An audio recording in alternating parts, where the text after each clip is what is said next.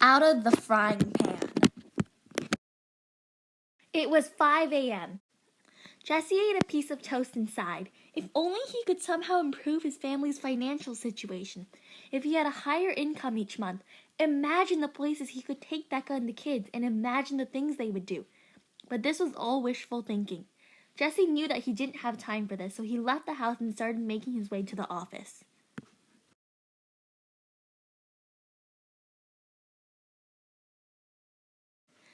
The office itself was a putrid yellowish-green color.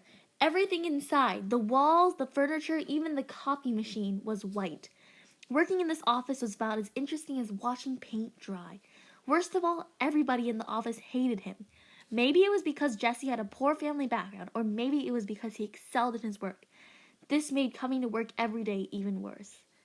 Jesse walked into his office. The white swivel chair and white desk made him want to puke. He sat down and looked at the ever-growing pile of papers on his desk. He sighed deeply. All of this work for just $3,500 a month. He was so sick of this job. Jesse felt the anger rising in him. He wanted to destroy everything that he had to do at the company, starting with the papers and everything in his tiny office. Without thinking, he took out a box of matches from his desk drawer and set the stack of papers on fire.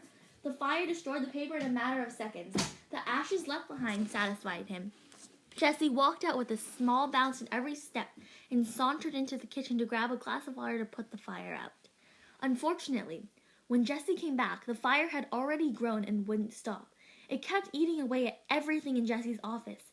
The swivel chair and desk were burnt black and completely destroyed. The computer was starting to melt from the heat. Within 5 minutes, Jesse's entire office was engulfed in flames. The smell of the smoke and the heat coming from it terrified Jesse.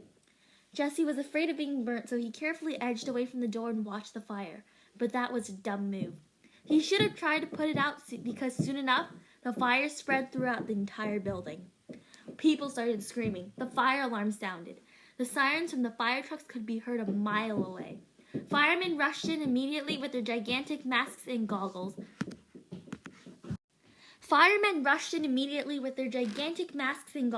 Covering their faces. "Evacuate the building!" screamed the firemen. Windows were broken. Doors were burnt down. Thankfully, everybody made it outside safely. The building was submerged in flames. Almost as soon as everybody ran outside, the building collapsed. The ballistic manager, Mr. Posen, turned red in the face and started screaming, "Who is responsible for this? I know it was one of you. A fire doesn't just randomly start on its own." Jesse was terrified. Should he confess that he was the one who started the fire? He would definitely get fired. On the other hand, he hated this job. Maybe it would be best to confess, without considering the future at all. Jesse stepped out and said, "It was me, Mr. Posen." Mr. Posen glared at Jesse. "Jesse Beal, what were you thinking? You are fired from this company," he yelled. Right when he heard this, Jesse knew it was a terrible idea to have confessed. "Please, Mr. Posen, it was an accident. I didn't mean to. Don't fire me. I need to support my family. Please," begged Jesse. "Your family means nothing to me. You should be happy I'm not making you pay for this. Now get out of here. I never want to see your face again." Jesse grabbed his stuff and left. Fine. However, once he was out of sight, he broke down sobbing. He shouldn't have said anything. What was he going to do now? He had completely ruined any chance he had at ever helping his family. He had let down everyone. What were they going to do now? When Jesse got home later that night, he didn't even bother telling Becca, Chloe, and Benji what had happened.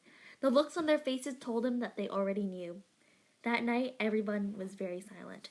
Nobody spoke or interacted with each other. Everybody was too worried for their future. Later that night, in bed, Becca said, "Hey, Jesse?" "Yeah?" he responded quietly. "We got a letter from the retirement home today. Your dad is really sick, and he really needs our help." Jesse sat up straight in the bed and stared straight at Becca. "Are you serious?" "Yeah, his heart has some problems.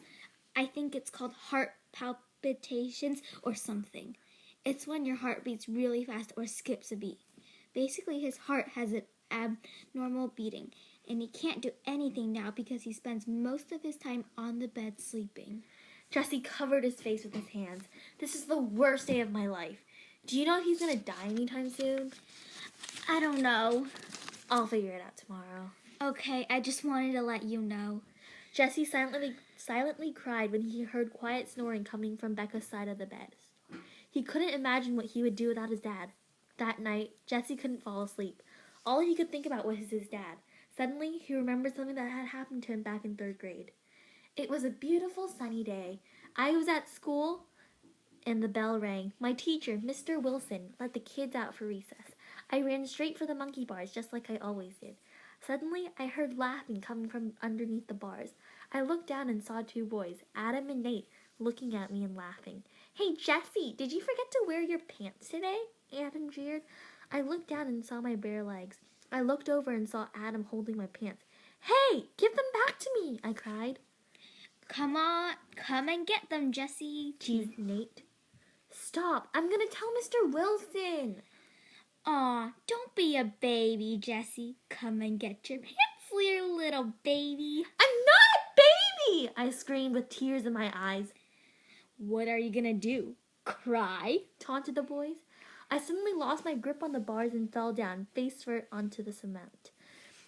The boys gasped and ran away, throwing my pants on the ground. My face was all bloody. My mouth and nose were both bleeding. The parent volunteer ran to me and picked me up and brought me to the nurse. The nurse called my dad, and within 5 minutes, my dad was at school. "Jesse!" screamed my dad. "Daddy!" I cried. I ran to him and cried on my dad's shoulder. "It's okay, honey. It's okay. Let's get you cleaned up, all right?" I sniffled. "Okay," I said. My dad took me home early, and for the rest of the day, the 2 of us stayed together. Jesse's dad had always been there for him. When the incident in 3rd grade happened, Jesse's dad was there. When Jesse broke his leg on a trampoline, Jesse's dad was the only one who could calm Jesse down. Jesse couldn't bear the thought of losing him. The next morning, when Jesse got to the small table they usually ate breakfast at, the first thing Becca did was jump up and hug him. Jesse, look at the newspaper. Becca exclaimed. "What? What happened?" said Jesse. Just look at it. All right, give it to me." Becca handed him the newspaper. The headline was, "Man Sets Office on Fire," and a photo of Jesse was underneath it. "What? No way, this is terrible," he cried. Everybody in town now knows you as the funniest man alive because of a video of this posted on YouTube. The security cameras must have captured you doing this, and someone put it on YouTube. Are you kidding me? This is horrible. Becca, this is negative publicity. What don't you understand? How is this amazing? Jesse sighed and looked away. Gosh, Jesse, stop being so pessimistic. You should be happy. You're on YouTube and featured on the front page of the newspaper. Stop complaining. But you don't understand. Now I'm known everywhere as the idiot who set his office on fire. And on top of that, I still don't have a job. So how are we going to pay for anything now? Fine, be that way. I'm going to go tell the kids. Becca stomped away. Jesse rolled his eyes. Becca was being completely illogical. If he didn't have a job, how was the family going to live?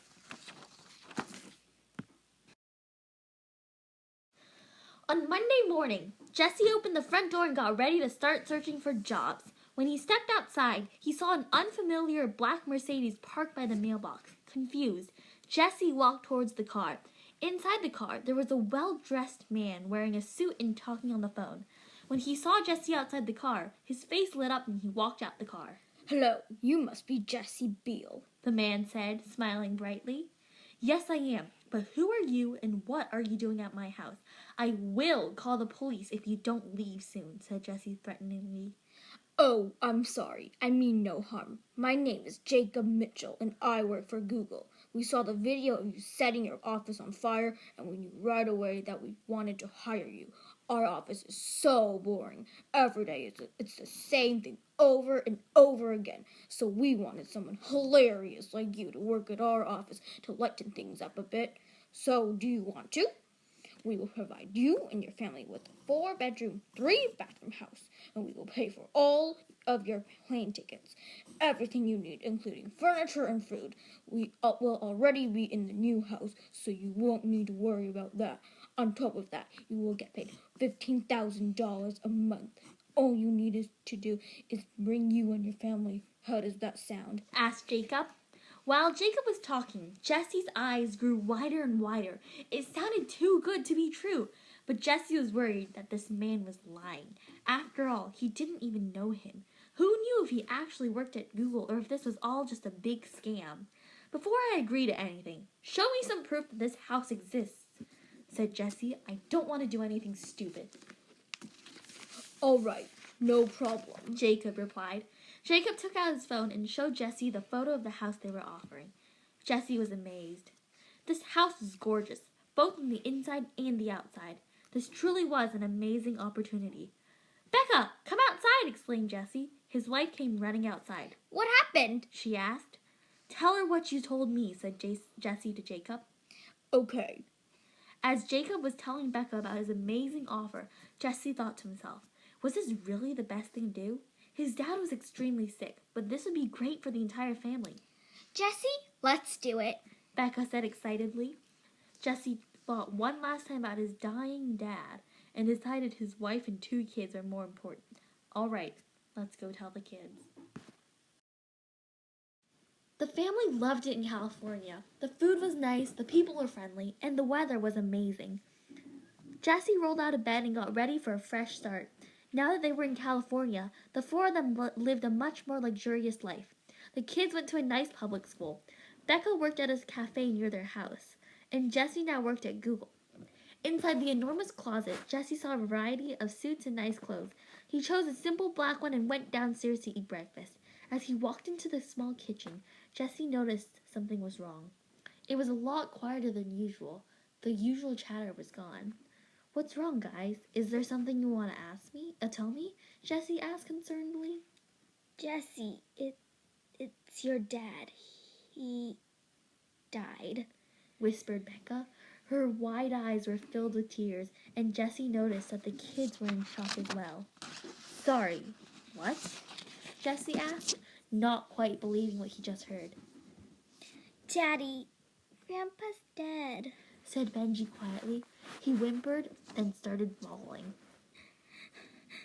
Shh, Benji, don't cry. It's okay, said Chloe comfortingly and gave him a hug. We just got a letter from Mr. Romero, the man at the retirement home. Your dad died last night because he had heart problems and couldn't afford medical care. I think that's why he asked you for help. He told Mr. Romero to tell you that he forgives you and he loves you very much. I'm so sorry, Becca said quietly, staring at the floor. Jesse was in shock. This had all happened so quickly and he could barely process it all. His dad was dead? How was this possible? Just a few days ago he was fine. No, I don't believe it. My dad is not dead. This isn't possible. He can't be dead. No, you're lying, Jesse said accusingly. I'm not. I can show you the letter.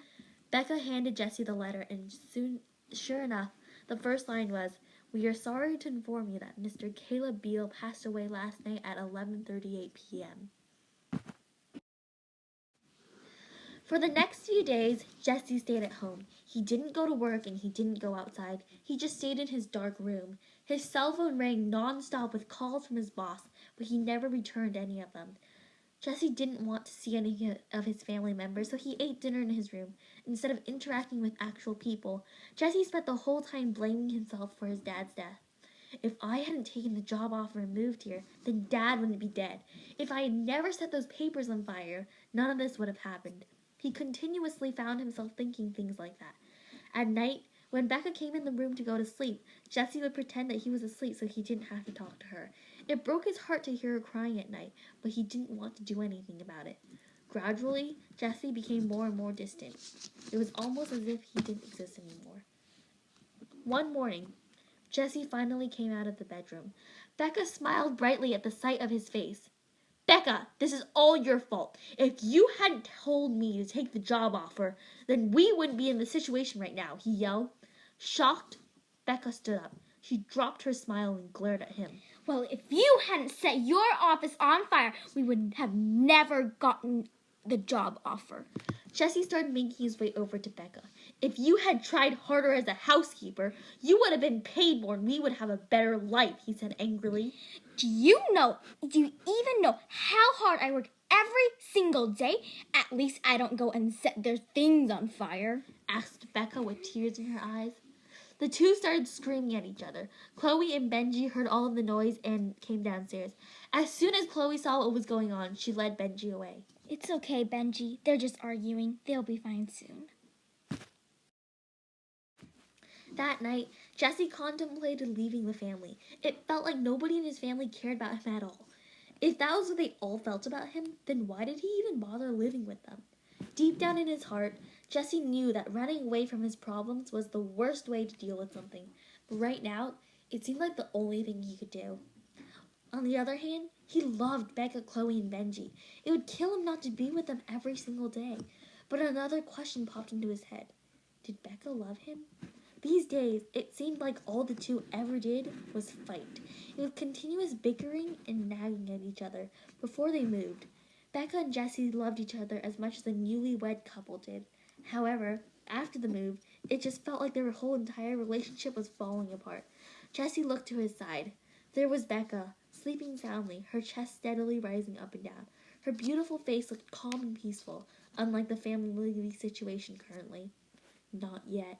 Maybe some other time, but I'm staying for now, thought Jesse. The next morning was a pleasant morning. Good morning, said Becca. Jesse glanced at her to see if she was still mad. She didn't look that mad. Good morning, he responded. Good morning, Daddy, Chloe said cheerfully while spooning cereal into her mouth. Jesse smiled at his sweet 9-year-old daughter. Good morning, sweetie. Good morning, Daddy, said Benji, copying Chloe. Good morning, Benji. There was an awkward silence afterwards. Instead of starting a conversation, Jesse went to the toaster and put in a slice of bread. Chloe was still eating her cereal. Benji was drinking orange juice and Becca was sipping her coffee. Jesse watched his family. They were all amazing. Jesse sighed happily, feeling blessed to be with these people even though they didn't always get along. Suddenly, Jesse heard a loud crash, followed by the sound of crying. He turned around and saw that Benji had dropped his glass of juice and the glass shards had cut Chloe's legs. Benji! Jesse screamed. He could see the terror in Benji's eyes, but he didn't care. Benji was trembling, but Jesse was so angry. Benjamin Oliver Beale, what were you doing? Apologize to your sister right now, yelled Jesse. I'm sorry, Chloe, Benji whispered. Chloe was wailing too loud to hear his apology. Her legs were all cut and bloody. Blood was seeping into the carpet. Becca rushed to the first aid cabinet and grabbed gauze and band-aids. Shh, honey, it's gonna be all right. You'll be fine. I'm just going to clean you up a bit, okay? This might sting a bit, Becca said soothingly. Chloe nodded with fear in her eyes. Becca gently rubbed the antiseptic on Chloe's leg. For the next few seconds, Chloe's screams shook the whole house. Ouch! Ouch! Ouch! It stings, Mommy! It stings! Chloe screamed with tears spilling out her eyes. Shh, shh, honey, it's gonna be okay. When the gauze was on Chloe's leg, Chloe limped upstairs to her room and stayed there for the rest of the day sulking. Benji locked himself in his room too, embarrassed that he had hurt Chloe. As soon as Chloe and Benji were out of earshot, Becca turned red with fury. What was that? Confused and startled, Jessie looked at Becca. What do you mean? Why do you have to scream all the time? Would it kill you to calmly talk to the kids? What? Jessie asked, feeling the anger rising inside of him. You always yell at them. You never calmly talk to them. Whenever they make one tiny mistake, you blow up. Okay, calm down. You literally turn everything into a fight. Can't we ever have a regular conversation now? No. After we moved here, our life has been an absolute disaster, and it's all your fault. Oh, so it's my fault now. Look who's talking. The very person who told me we should do this. And who's the one who set his entire office building on fire? If you hadn't done that, then we wouldn't have been offered this chance in the first place. I am so sick of you and this family. Honestly, why can't you just stop nagging all the time? I'm not nagging. Besides, I only tell you to do things because you're too lazy to do it on your own. Gosh, you're just like a little toddler. You never take responsibility for anything and always blame other people when things go wrong. I am so sick of you. Becca stormed away and walked into the spare room. She slammed the door shut and stayed in there for the rest of the day. Jesse rolled his eyes and stomped upstairs to his bedroom. He slammed the door, and for the rest of the day he slept. That night, Jesse slept alone in his room. He thought about all of the arguments that he and Becca had been having over the past few weeks. If she doesn't want me here, then I'm not going to stay, he thought to himself. He jumped out of bed and started throwing his belongings into a suitcase, as well as a debit card with $20,000 on it. Jesse decided that he would still work at Google, but he would find his own apartment. The next morning, Jesse grabbed the suitcase and went downstairs. I'm leaving. I'm sorry. I can't stand to be here anymore, and I don't think you guys love me. He turned around and walked out. The door slammed shut. Jesse ran to Google and sat down in the middle of the office. His thoughts were all jumbled. What had he done? He had left his entire family and abandoned all of the people he loved. Jesse suddenly remembered what had happened at his old office that had gotten him fired. Jesse took out a small box of matches. With a shaking hand, he lit a match on fire. He slowly put the match onto the small stack of papers on his desk and watched the fire grow. But this time, he didn't bother trying to put it out. The fire grew faster than the first time. People started screaming and evacuated the building. The fire alarm started sounding. Within minutes, the trucks started showing up. Jesse didn't move. He just sat there, silently, watching the fire devour everything in the office. Soon after, the building crumbled, and Jesse collapsed with it.